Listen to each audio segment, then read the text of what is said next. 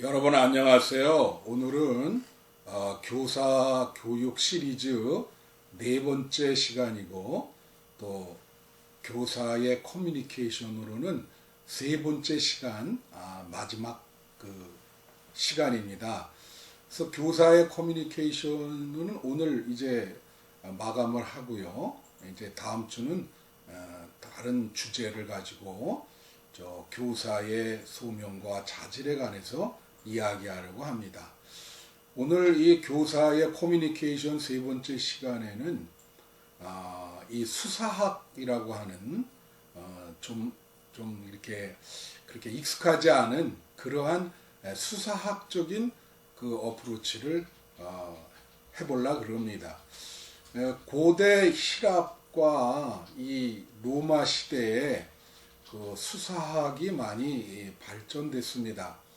수사학이라는 말은 이제 레토릭인데 그 말은 어떤 남 앞에서 회중 앞에서 그 말할 때 그 말하는 것의 어떤 방법과 규칙과 체계를 그 연구했던 학문이 수사학입니다. 남 앞에서 어떻게 말을 할까라고 하는 것에 대한 초점이죠. 그래서 우리 목사나 교사들은 남 앞에서 말을 해야 되기 때문에 커뮤니케이션을 해야 되기 때문에 이렇게 수사학적인 어프로치를 한번 해보려 그래요.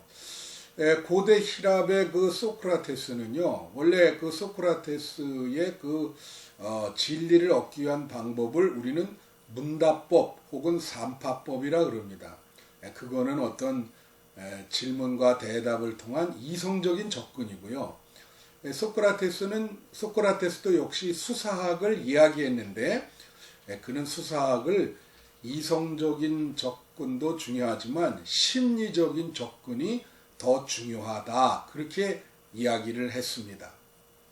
또 플라톤도 수사학을 영혼을 이끄는 무엇이라 그렇게 말을 하고요.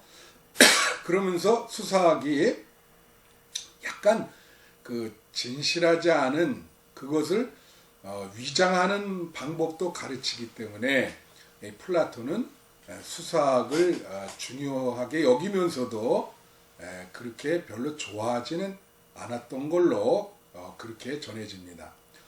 이 수사학의 기술을 완전히 발전시킨 사람이 아리스토텔레스입니다.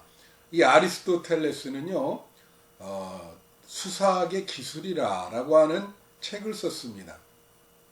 The Art of Rhetoric이라고 하는 그러한 책을 쓰면서 그는 철학적 논증보다 수사학적인 논증이 필요할 때가 있다 그랬습니다. 그러니까 철학적인 논증은 이제 진리를 철학적으로 논증하는 거지만 수사학적인 논증은 어떤 사회적인 문제를 서로 토론할 때 우리 수사학적인 논증이 필요하다, 그렇게 얘기하면서 그 말하기의 기술, 변론의 기술을 아리스토텔레스가 많이 죄송합니다. 발전시킨 걸로 이렇게 볼 수가 있습니다. 그런데요, 고대 시랍과 로마에는 이렇게 변론가를 위한 학교가 존재했습니다. 그 수사학자들을 가르치는 그런 학교가 존재했는데요. 오늘날로 말하면 웅변학원이죠. 뭐 이렇게 좀 이렇게 현대적으로 이렇게 재해석했는데 그런 그 말하는 것을 가르치는 그런 학교가 많았다는 거죠. 그래서 이제 많은 사람들이 그 학교에 다니고 졸업을 하고 말하기가 필요한 부분에 이제 취직을 해서 살았던 것으로 볼 수가 있습니다. 이제 이것을 로마 시대에 더 발전시킨 사람이 누구냐면 키케로라고 하는 사람입니다.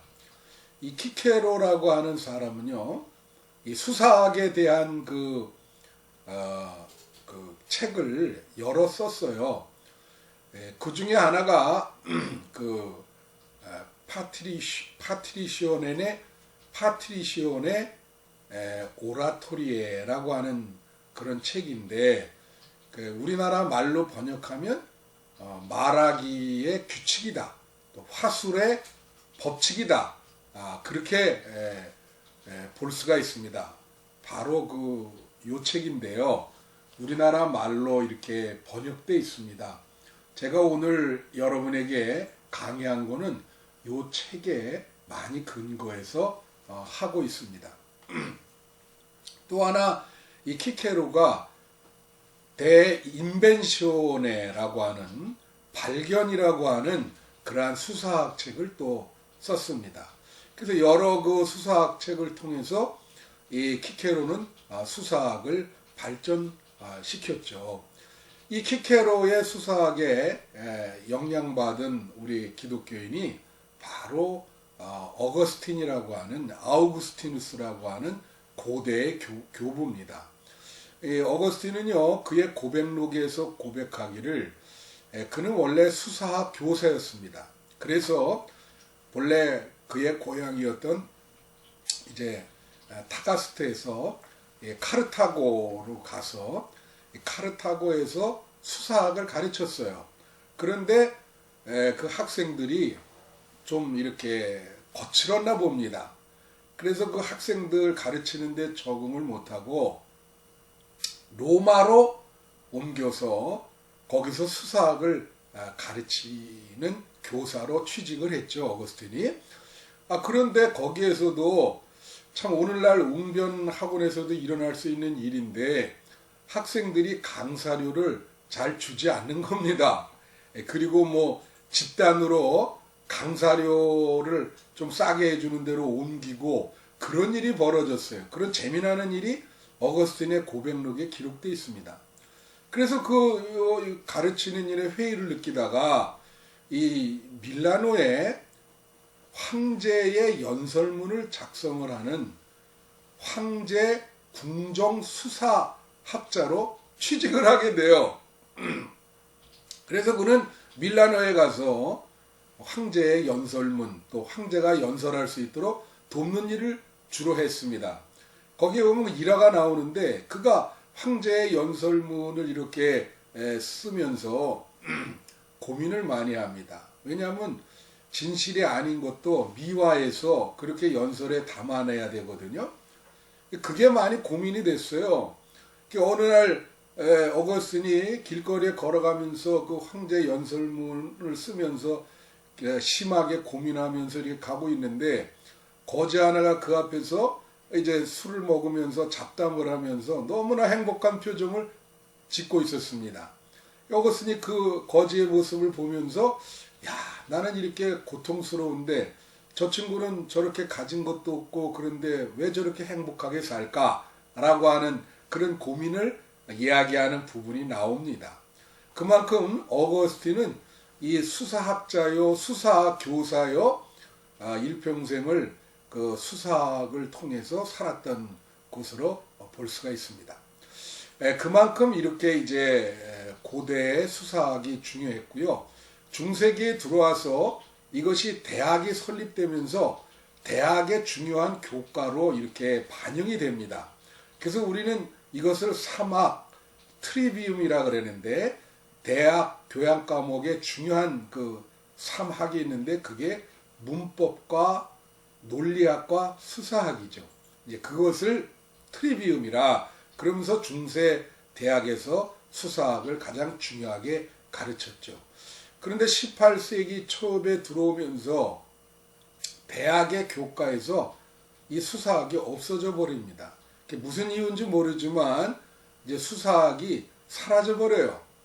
그러다가 이제 현대에 들어오면서 이 수사학이 세 가지 방향으로 이렇게 발전이 되게 되는데, 그 하나는 뭐냐면 문체론입니다. 이 문체가 화려하냐, 뭐 만연체냐, 이런 문체론으로 발전이 되고요. 또 하나는 장르론이라 그래서 시, 소설, 뭐 희곡 이런 장르론으로 발전이 되고요. 또 하나 이제 세 가지로 발전되는데 또 하나가 매스 커뮤니케이션. 이제 커뮤니케이션 그 말의 전달을 어떻게 하느냐 그 커뮤니케이션 이론으로 발전되게 됩니다. 그래서 오늘은 그 세 번째 수사학이 커뮤니케이션 이론으로 발전된 것에 대해서 이제 여러분에게 말씀을 드리려고 하는 것이죠. 그런데 이제 이것이 우리 신학에도 영향을 주게 됩니다. 그래서 신학에 어떻게 영향을 주냐면요. 우선 성서 비평학에 영향을 주지요. 그래서 여러분 성서 비평학을 잘 알지만 처음에는 본문 비평, 그 다음에 자료 비평, 양식사 비평, 그 다음에 편집사 비평 이렇게 하다가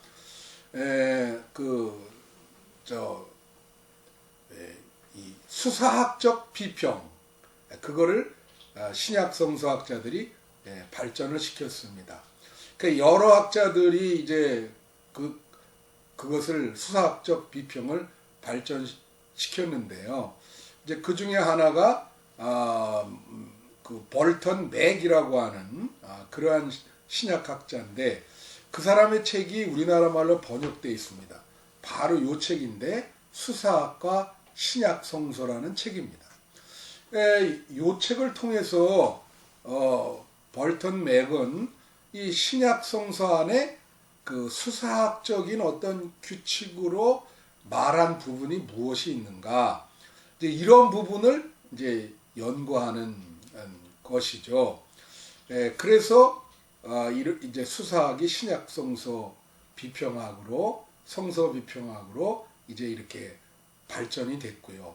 그 다음에 이 수사학은 또 설교학에 지대한 영향을 끼치죠. 여러분 그 설교한다는 게 말하는 것인데 그 말하기에 규칙이 있거든요. 그 수사학적인 규칙이 있거든요. 그래서 설교학에 그 영향을 주게 됩니다.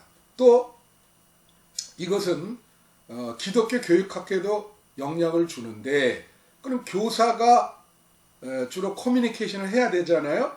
그 교사가 전달하거나 말을 할 때 이 수사학적인 그것도 규칙이 있습니다. 그것을 이제 그 영향받아서 이제 그런 신학의 여러 분야 이론 신학과 실천 신학의 이 고전 수사학이 영향을 주는 것이죠.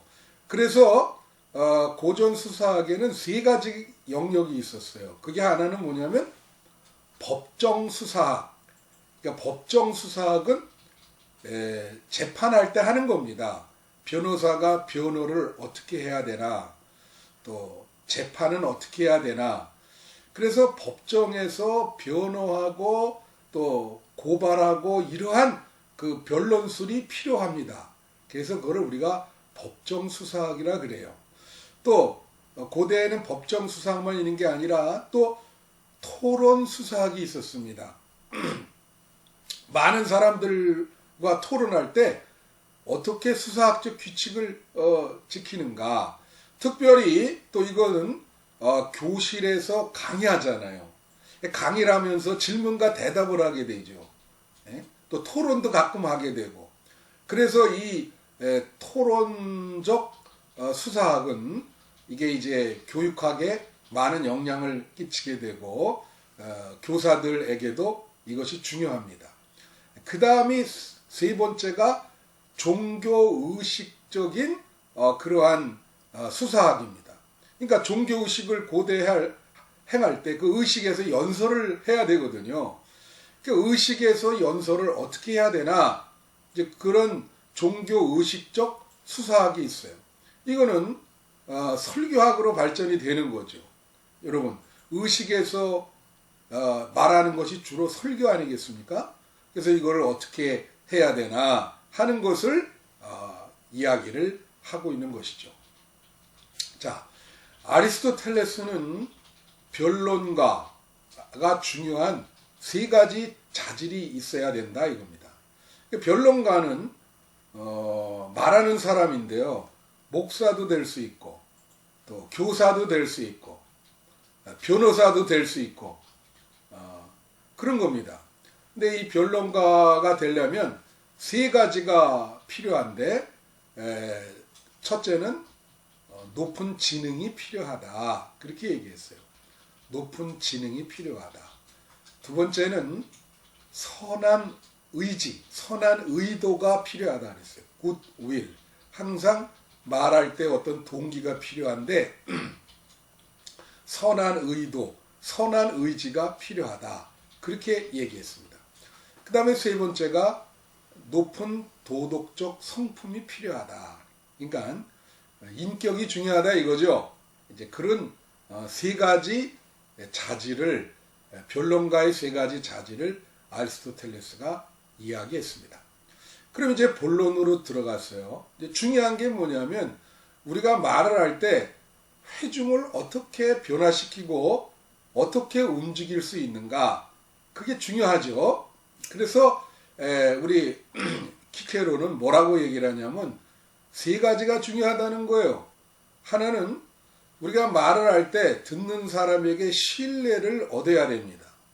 듣는 사람에게 신뢰를 얻을 때 중요한 게 있어요. 그게 뭐냐면 논리적으로 잘 얘기하는 겁니다. 여기서 논리학이 필요하죠. 논증을 잘 해야 되고 논리적으로 잘 얘기해야 되고 어떤 사람의 어떤 인품도 좋아야 되죠. 그래야 그 사람에게 신뢰를 얻을 수 있습니다. 그래서 그 논리적으로 얘기할 때 그 사람 마음을 움직일 수 있어요. 그 다음에 또 하나 얘기하는 것이 뭐냐면 그 사람에게 감동을 주면 그 사람이 마음이 움직이고 변화가 된다는 거예요. 어떻게 감동을 줄 수가 있는가? 그것은 뭐냐면 감성입니다. 키케로는 감성을 자극해야 된다는 거죠. 감정과 감성을 자극할 때 변화를 받게 된다고 하는 그런 얘기입니다. 또 하나 무슨 얘기를 하냐면 재미를 줄 때 사람 마음이 움직인다는 거예요. 그러니까 사람들은 지루한 것을 싫어하죠. 또 지루한 것을 오래 하는 것 별로 안 좋아합니다. 제가 부산에 있는 대학에서 강의를 할 때 학생들이 말이에요. 지루하게 오래 강의를 하면은 시계를 뒤에서 이렇게 봐요. 이렇게 이게 빨리 끝내라 이거죠. 재미가 없다 이거죠. 요즘 시대는 더합니다. 재미가 없으면 사람들이 들으려고 그러질 않아요. 그래서 재미가 있어야 사람 마음이 움직인다는 겁니다. 변론가는 그럴 때 유머가 필요하죠. 어떻게 말할 때 회중이 움직이는가, 논리적으로 이야기해야 되고 감동을 줘야 되고 재미를 줘야 된다 하는 것을 여러분에게 말씀을 드리고 싶고요. 이 키케로가 이제 우리가 말해서 말을 할 때 그 5가지 과정, 어떤 그 연설을 하거나 설교를 하거나 강의를 하거나 뭔가를 준비해서 발표를 할 때 키케로는 5가지 과정을 거친다는 거예요. 이 5가지 과정을 이야기하고 마치려고 합니다. 그것이 뭐냐면 발견, 그 다음에 배열, 그 다음에 문체, 그 다음에 기억, 그 다음에 발표입니다. 그래서 발견이라고 하는 것이 어떤 분은 이걸 착안이라 그러는데 발견은 뭐냐면 자기가 말할 내용을 찾는 거예요. 이게 되게 중요합니다. 내가 무엇을 말할까? 내가 이번 주에 무슨 내용으로 설교를 할까? 교사가 물론 공과가 있지만 공과를 읽고 내가 학생들에게 뭘 이야기를 할까? 그 공과 내용을 선정하는 것. 그러니까 다시 말하면 자기가 말할 내용을 선정을 하고 그리고 또 거기에 대한 자료를 찾는 일, 이것을 발견이라 그럽니다. 그래서 이 발견할 때 제일 중요한 건 뭐냐면요, 통찰력과 판단력이에요. 내가 어떤 주제를 이야기할 거라고 하는 어떤 통찰력이 생기는 거죠. 바로 이거다. 깨달음이 왔어요. 내가 이걸 얘기하고 싶다. 예? 그리고 이걸 할 때 판단을 합니다. 예? 예? 그래서 이 통찰력과 판단력이 발견에는 제일 중요합니다. 여러분, 목사가 설교를 하잖아요. 매주 다른 주제로 합니다. 그래서 저는 어떻게 하냐면 주일 설교가 끝나면 그때부터 다음 주일 설교를 준비한다, 그렇게 보시면 돼요. 왜냐하면 이번 주 설교가 끝나면서 다음 주 설교에 무엇을 얘기할까, 그 주제를 머릿속에서 찾게 되거든요. 그래서 이 목사는 사람을 만날 때 만나는 경험도 설교의 주제가 될 수 있고, 모든 경험과 이 사물 사건을 바라볼 때 설교의 주제를 찾는 눈으로 그런 것을 바라보게 됩니다. 교사도 마찬가지죠. 내가 다음 주에 우리 학생들에게 복음에 대해서 이야기를 해야 되는데 뭘 얘기할까? 그래서 그런 거를 찾는 거를 발견이라 그래요.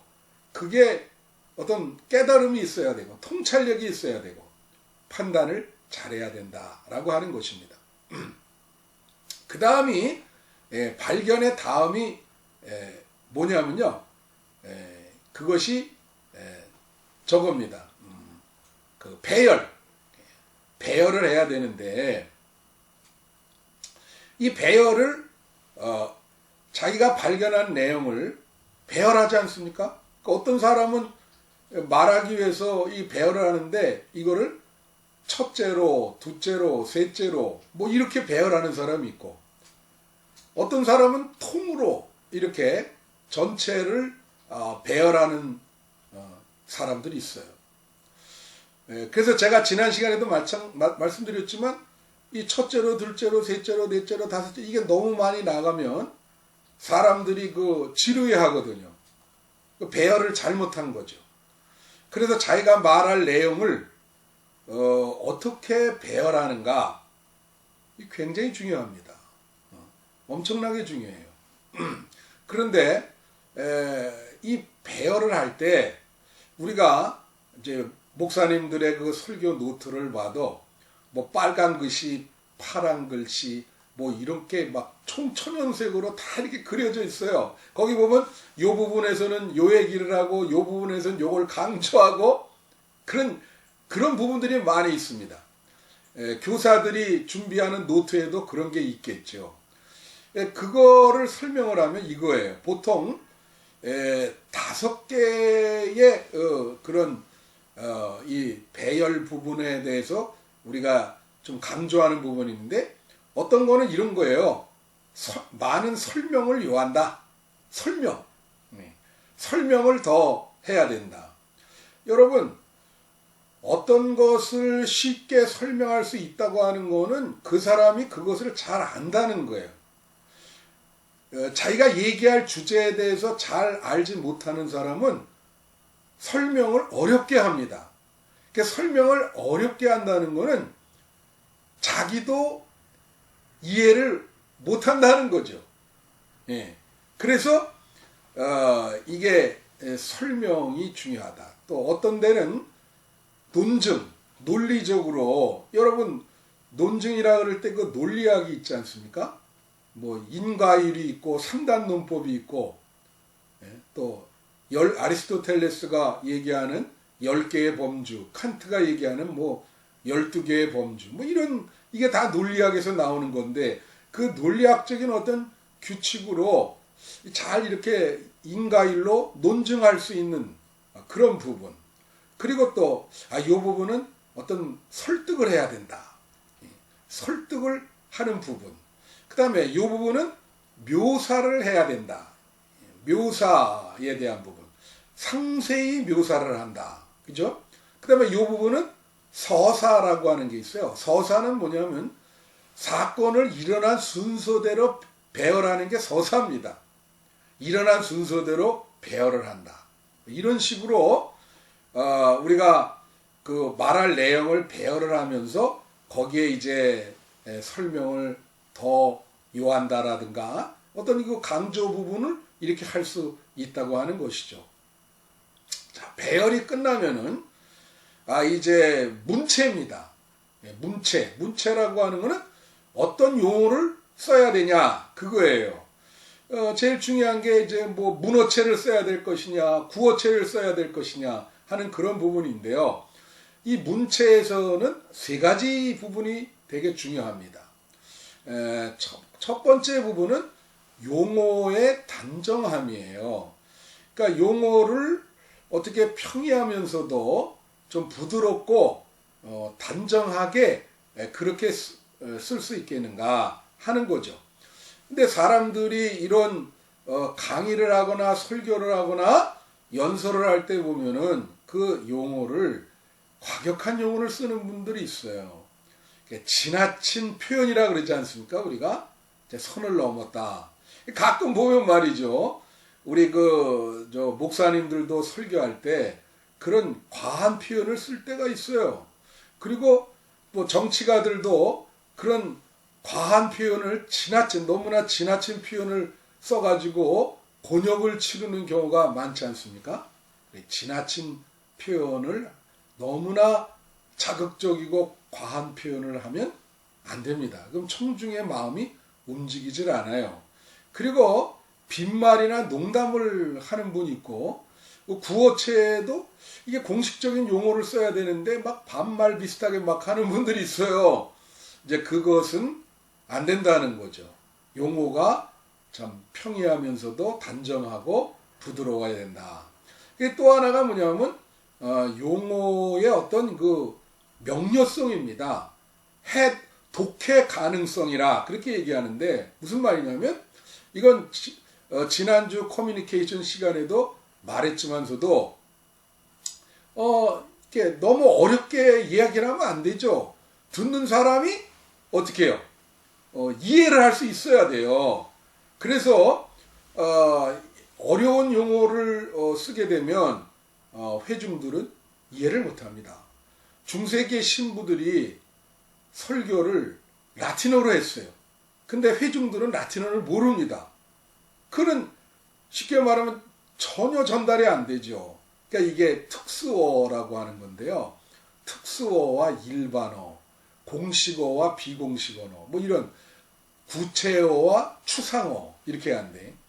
특수어라고 하는 게 뭐냐면 만약에 의사들 같은 경우 보면 당신들끼리 이렇게 주고받는 얘기를 보면 전문적인 용어라 전혀 이해를 못해요. 이제 그런 겁니다. 이제 그래서 우리가 명료하게 이해 가능한 용어를 쉽게 써야 된다. 우리가 설교할 때도 마찬가지고 교사가 강의할 때도 마찬가지입니다. 그 민중신학을 하셨던 서남동 교수라는 분이 있어요.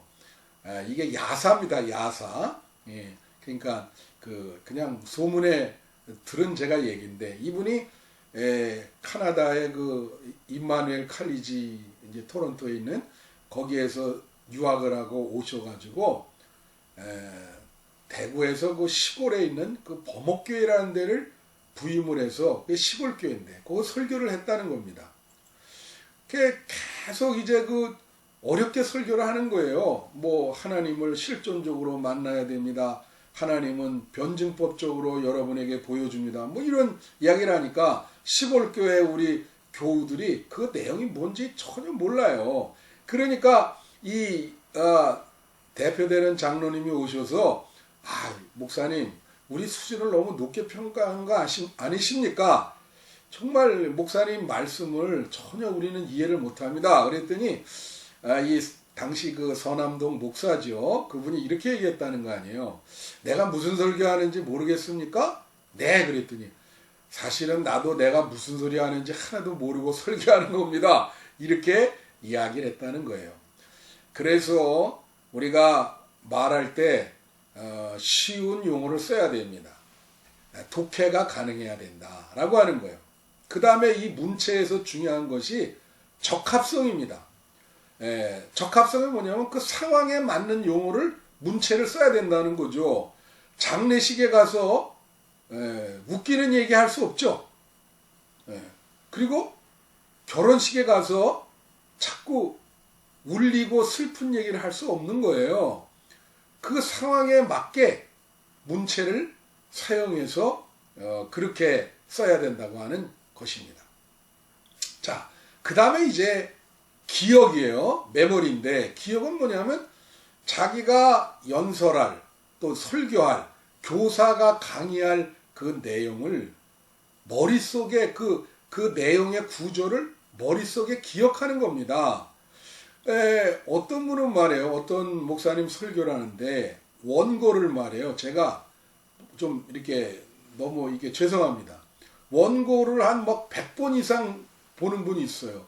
교사들도 이렇게 원고를 계속 보면서 이게 고개를 막 고개 운동을 해요. 아래 위로 하면서 계속 본다. 그리고 회중이 그걸 보면 그게 참 답답하거든요. 저게 그러면 뭐 그런 그 내용을 무슨 뭐 그냥 글로 써서 주든가 그냥 고개를 왔다 갔다 하면서 그렇게 계속 하면 그분이 그 내용에 대해서 잘 숙지가 안 된다는 얘기입니다. 그러니까 원고를 충분히 기억하지 못했다. 근데 이 기억이 중요한 게 뭐냐면 저는 이렇게 얘기하거든요. 이해적인 기억. 자기가 얘기할 부분에 대해서 충분하게 이해하면서 그걸 기억하는 거예요. 구조를 기억하는 거예요. 이게 이제 인지주의에서 얘기하는 그 학습이거든요. 그게 통찰과 의미를 주는 학습이 있을 때 그 기억이 중요합니다. 어떻게 그 학습된 내용을 기억하느냐. 이게 이제 인지주의에서 얘기하는 것인데 그 이해적인 기억. 그 자기가 얘기할 내용을 이해하면서 그 구조를 기억하는 게 절대적이에요. 되게 중요해요. 그래야 연설을 잘할 수 있고 설교를 잘할 수 있고 교사가 강의를 잘할 수 있는 거예요. 그래야 회중의 마음을 움직입니다. 계속 원고를 보면 그 사람들은 식상해하죠. 마음이 움직여지지 않는다는 거 명심하시길 바랍니다. 네, 제 마지막이 그 발표입니다. 5가지 과정 중에 마지막이 발표, 우리가 딜리버리라 그러는데요. 이제 그 연설을 하는 거죠. 설교를 하는 거죠. 교사가 교실에서 강의를 하는 거죠. 이때 중요한 거는 예를 들면 이 연설가의 음성이라든가 또 이렇게 모션을 취하지 않습니까? 몸 동작, 이렇게 비언어적인 커뮤니케이션을 이렇게 한단 말입니다. 그래서 그런 것들이 중요합니다. 예를 들면 어떤 분은 음성이 이 말할 때의 음성이 커뮤니케이션 하기에 아주 좋은 음성이 있고요. 조금 그렇지 못한 음성도 있어요. 그런 음성을 가진 분들은 잘 말할 수 있도록 그 음성을 이렇게 개발하는 그런 것이 필요하죠. 제가 이제 강화에서 첫 목회할 때 설교한 것을 이제 첫 설교를 녹음해서 들었는데요. 중간에 자꾸 이렇게 헛기침을 하더라고요. 그래서 그 후에 그 헛기침을 제거한 일이 있습니다. 그래 그 다음부터는 이제 그런 잘못된 습성은 이제 없어져 버렸죠. 그리고 이제 몸 동작을 어떻게 해야 되나, 그리고 눈은 회중의 어디를 봐야 되는가, 이런 것들이 전부 연설을 실현할 때, 설교할 때, 혹은 교사가 강의실에서 강의할 때 일어나는 일들이죠. 그래서 이 발표도 잘해야 된다고 하는 것이에요. 이 발표가 중요하다. 그것을 말씀드립니다. 그래서 결국은 이제 이 과정이 발견, 배열, 문체, 기억, 발표다. 이 5가지 과정이 원활하게 잘 이루어질 때 연설가의 연설과 설교가의 설교와 교사의 강의가 잘 이루어질 수 있다는 걸 말씀드리면서요. 이제 그 변론가가 이제 그 할 때 필요한 3가지 요소를 이제 고전 수사학자들이 얘기를 합니다. 그 3가지가 뭐냐면요. 그 에토스, 페토스, 로고스예요. 우리가 그 에토스를 인격과 윤리, 이 페토스를 열정, 그리고 로고스를 이성적인 논리, 그렇게 얘기합니다. 그러니까 아까도 얘기했듯이 사람의 마음을 변화시키려면 이 연설과 설교와 강의나 이런 말을 가지고 사람을 변화시키려면 에토스가 필요하다는 거예요. 에토스는 에식, 윤리입니다. 윤리. 도덕과 윤리, 인격, 인품. 그래서 이제 교사의 인품, 설교가의 인품이 중요하다는 거예요. 연설가의 인품, 그 이미지, 그 윤리적인 어떤 그 태도, 이런 것들이 그 회중의 마음을 변화시킨다 라고 하는 거예요. 그 다음에 또 하나가 페토스인데 열정입니다. 이 열정, 정열, 아주 굉장히 그런 것이 필요하다. 여러분 이게 참 중요한데, 어떤 사람은 이야기를 하면서 어떤 주제를 얘기하면서 주제에 대한 어떤 확신이 없어서 그런지 그냥 뭐 이렇게 얘기하는 사람이 있어요. 믿거나 말거나.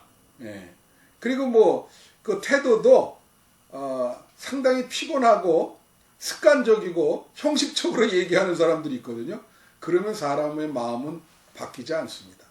그냥 정말 열정적으로 그들의 감성을 변화시킬 수 있는, 자극할 수 있는 그런 열정이 필요할 때, 그걸 우리가 패션, 페토스라 그런 거예요. 좀 나쁜 의미지만 히틀러가 연설할 때 보면 그렇지 않습니까? 그건 너무 지나쳐서 탈이죠. 그러나 그 정도는 아니지만 우리가 어떤 이야기를 할 때 그 주제에 대한 확신과 열정이 필요하다. 그래야, 그렇게 전달해야 사람 마음이 바뀐다고 하는 것이죠. 그 다음에 또 하나는 로고스예요. 이성적인 논리. 그런 자기가 얘기할 때 어떤 이성적인 논리를 가지고 잘 얘기를 하는가. 어떤 분은 얘기할 때 보면 횡설수설하는 분들이 있어요. 전혀 논리적이지 않고 무슨 얘기를 하나 황당할 경우가 있습니다. 그럴 때는 사람 마음이 변하지 않아요. 그래서 이성적인 논리가 상당히 중요하다. 그 말씀의 내용이 있어야 되잖아요. 그죠? 연설가의 내용이 있어야 돼. 교실에서 강의할 때 내용이 있어야 돼. 그게 로고스입니다. 내용도 없는 걸 가지고 하면 안 되죠. 논리가 있고 내용이 있고 말하는 구조가 있고 말하는 내용의 구조가 있어야 된다. 그렇게 사람의 마음이 변화된다. 자, 이제 맺습니다. 결론을 내립니다. 그래서 우리가 설교하거나 강의할 때는 3가지가 조건이 갖춰져야 된다. 에토스와 페토스와 로고스. 이 3가지가 갖춰질 때 사람 마음이 변한다는 걸 명심하시고, 우리 교사분들 잘 이것을 근거해서 이렇게 공과도 잘 준비하시고 학생들에게 잘 가르치는 여러분이 되시기를 바랍니다.